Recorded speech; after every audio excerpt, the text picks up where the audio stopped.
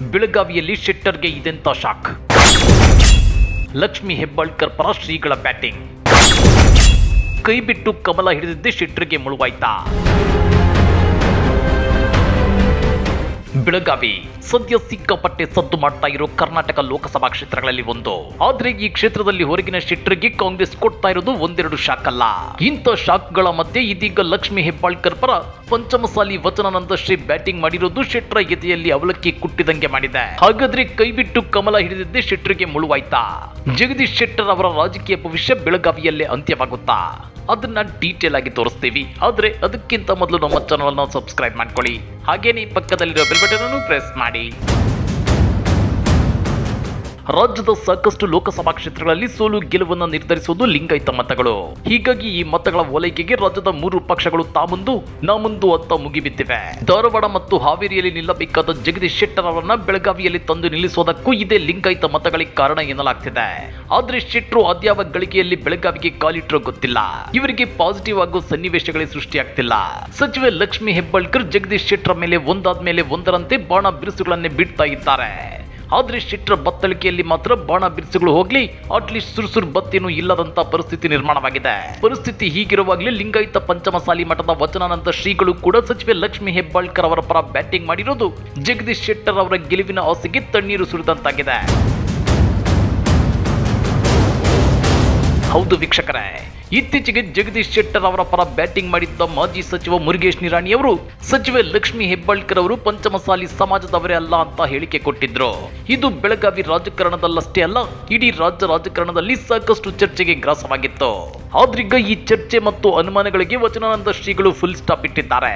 ಈ ಕುರಿತು ಮಾಧ್ಯಮಗಳ ಜೊತೆ ಮಾತನಾಡಿರುವ ವಚನಾನಂದ ಶ್ರೀಗಳು ಸಚಿವೆ ಲಕ್ಷ್ಮಿ ಹೆಬ್ಬಾಳ್ಕರ್ ಪಂಚಮಸಾಲಿ ಸಮಾಜದವರೇ, ನಮ್ಮ ಸಂಪೂರ್ಣ ಆಶೀರ್ವಾದ ಅವರಿಗೆ ಇದೆ ಅಂತ ಹೇಳೋ ಮೂಲಕ ಮುರುಗೇಶ್ ನಿರಾಣಿ ಆರೋಪವನ್ನ ತಳ್ಳಿ ಹಾಕಿದ್ದಾರೆ.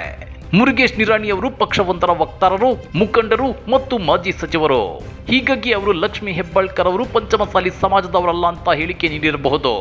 ಆದ್ರೆ ನಾನು ಒತ್ತಿ ಹೇಳುತ್ತೇನೆ, ಲಕ್ಷ್ಮಿ ಹೆಬ್ಬಾಳ್ಕರ್ ಪಂಚಮಸಾಲಿ ಸಮಾಜದ ನಾಯಕರೇ ಆಗಿದ್ದಾರೆ. ಇದರಲ್ಲಿ 2 ಮಾತಿಲ್ಲ ಅಂತ ಹೇಳಿದ್ದಾರೆ ವಚನಾನಂದ ಶ್ರೀಗಳು.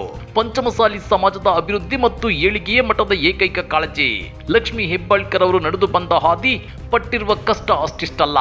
ಬೆಳಗಾವಿ ಭಾಗದಲ್ಲಿ ಪ್ರಭಾವಿ ನಾಯಕಿಯಾಗಿ ಬೆಳೆದಿದ್ದು ಎತ್ತರಕ್ಕೆ ಬೆಳೆದ ಲಕ್ಷ್ಮಿ ಹೆಬ್ಬಾಳ್ಕರ್ ಪಂಚಮಸಾಲಿ ಸಮಾಜದಿಂದ ಬಂದವರೇ ಆಗಿದ್ದಾರೆ. ಅವರು ನಮ್ಮವರೇ ಆಗಿದ್ದು ನಮ್ಮ ಪೂರ್ಣ ಆಶೀರ್ವಾದ ಇದೆ ಅಂತ ಹೇಳೋ ಮೂಲಕ ಗೊಂದಲಕ್ಕೆ ತೆರೆ ಎಳೆಯುವ ಪ್ರಯತ್ನ ಮಾಡಿದ್ದಾರೆ ವಚನಾನಂದ ಶ್ರೀಗಳು. ಲೋಕಸಭಾ ಚುನಾವಣಾ ಹೊಸ್ತಿಲಲ್ಲಿ ಬಿಜೆಪಿ ಅಭ್ಯರ್ಥಿಯಾಗಿರೋ ಜಗದೀಶ್ ಶೆಟ್ಟರ್ ಅವರಿಗೆ ಶ್ರೀಗಳ ಈ ಮಾತುಗಳು ಶಾಪವಾಗಿ ಪರಿಣಮಿಸುವ ಸಾಧ್ಯತೆ ಇದೆ. ನಿಮ್ಗೆ ಗೊತ್ತಿರಲಿ, ಜಗದೀಶ್ ಶೆಟ್ಟರು ಕೂಡ ಲಿಂಗಾಯತ ಸಮುದಾಯದವರೇ ಆಗಿದ್ರು. ಇವರು ಮೂಲತಃ ಬೆಳಗಾವಿಯವರಲ್ಲ, ಆದ್ರೂ ಬೆಳಗಾವಿ ತಮ್ಮ ಕರ್ಮಭೂಮಿ ಅಂತ ತಿಳ್ಕೊಂಡಿದ್ರು. ಇವರ ಮನೆ ಬೆಳಗಾವಿಯಲ್ಲಿ ಎಲ್ಲಿದೆ ಅಂತ ಕೇಳಿದ ಲಕ್ಷ್ಮಿ ಹೆಬ್ಬಾಳ್ಕರ್ ಅವರಿಗೆ ತಿರುಗೇಟು ನೀಡಲೆಂದೇ ಜಗದೀಶ್ ಶೆಟ್ಟರ್ ಇತ್ತೀಚೆಗೆ ಬೆಳಗಾವಿಯಲ್ಲಿ ಒಂದು ಮನೆ ಖರೀದಿಸಿ ಗೃಹ ಪ್ರವೇಶವನ್ನು ಕೂಡ ಮಾಡಿದ್ರು. ಆದ್ರೆ ಬೆಳಗಾವಿ ಕಾಂಗ್ರೆಸ್ ಅಭ್ಯರ್ಥಿ ತಮ್ಮ ಪುತ್ರ ಮೃಣಾಲ್ ಹೆಬ್ಬಾಳ್ಕರ್ ಅವರ ಪರ ಭರ್ಜರಿ ಬ್ಯಾಟಿಂಗ್ ಮಾಡ್ತಾ ಇರೋ ಸಚಿವೆ ಲಕ್ಷ್ಮಿ ಹೆಬ್ಬಾಳ್ಕರ್ ಜಗದೀಶ್ ಶೆಟ್ಟರ್ ಅವರ ವಿರುದ್ಧ ಹಿಗ್ಗಮುಗ್ಗ ವಾಗ್ದಾಳಿ ನಡೆಸಿದ್ದಾರೆ. ಶೆಟ್ಟರು ಬೆಳಗಾವಿಯವರೇ ಅಲ್ಲ, ಬೆಳಗಾವಿಗೆ ಜಗದೀಶ್ ಶೆಟ್ಟರ್ ಅವರ ಕೊಡುಗೆ ಏನು ಅಂತೇಳಿ ಪ್ರಶ್ನೆ ಮಾಡುವ ಮೂಲಕ ಸ್ಥಳೀಯತೆಯ ಅಸ್ತ್ರ ಜಳಪಿಸುತ್ತಿದ್ದಾರೆ. ಮತ್ತೊಂದು ಕಡೆ ಬೆಳಗಾವಿಯಲ್ಲಿ ಜಗದೀಶ್ ಶೆಟ್ಟರು ಬಿಜೆಪಿಯಿಂದ ಅಗ್ಗಡಕ್ಕಿಳಿದಿದ್ರು ಸ್ಥಳೀಯ ಬಿಜೆಪಿ ನಾಯಕರ ಸಪೋರ್ಟ್ ಸಿಗ್ತಾ ಇಲ್ಲ. ಇದರಿಂದ ಶೆಟ್ಟರು ಅಗ್ಗಡದಲ್ಲಿ ಸಿಂಗಲ್ ಆಗಿ ನಿಂತಿದ್ದಾರೆ.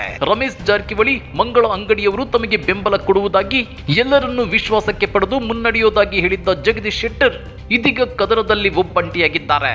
ಹಾಗಾದ್ರೆ ಕೈ ಬಿಟ್ಟು ಕಮಲ ಹಿಡಿದಿದ್ದೇ ಶೆಟ್ಟರ್ಗೆ ಮುಳುವಾಯ್ತಾ? ಬೆಳಗಾವಿಯಲ್ಲಿ ಶೆಟ್ಟರನ್ನ ಗೆಲುವಿನ ದಡ ಸೇರಿಸೋದ್ಯಾರು? ಶೆಟ್ಟರ ಏಕಾಂಗಿ ಹೋರಾಟದ ಬಗ್ಗೆ ನೀವೇನಂತೀರಾ? ಕಮೆಂಟ್ ಮಾಡಿ, ವಿಡಿಯೋ ಲೈಕ್ ಮಾಡಿ, ಶೇರ್ ಮಾಡಿ.